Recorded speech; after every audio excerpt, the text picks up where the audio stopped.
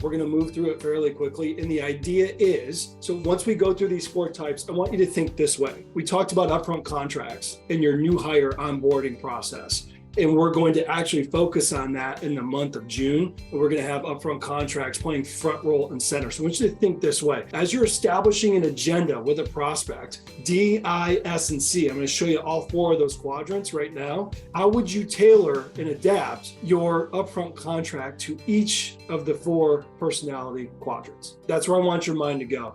Because again, this is about like, how do I actually take this knowledge and apply it in my world so that it makes me more successful? So that's the invitation for the group. David Gregory did a pretty good job of helping us understand what a D looks like. So top right hand of the quadrant. D, by the way, stands for dominant.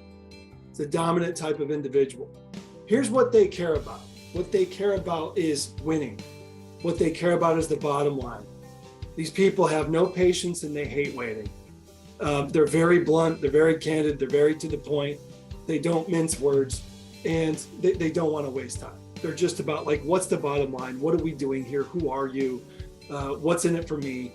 That's the type of individual we're talking about here. Uber competitive. So those are personality traits.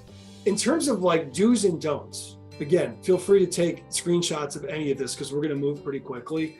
The idea is figure out what they want to accomplish and what value looks like to them. And let's figure that out fairly quickly.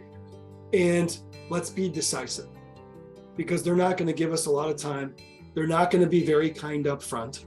They're going to be very skeptical up front because they've already got their mind made up. Our job is to figure out how to help them change their mind in a very short amount of time.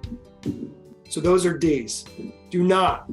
What do we not do? D's don't like details. Don't like details. Like big picture. Do not go into the details. Do not share with me the data. Do not get detail oriented. Like, how's it work? 30 seconds, how's it work go? It's the type of information that D's prefer to have. So you can think about yourself, like how are you wired? And then when you're connecting with somebody like this, how are they wired? It's kind of like the language thing.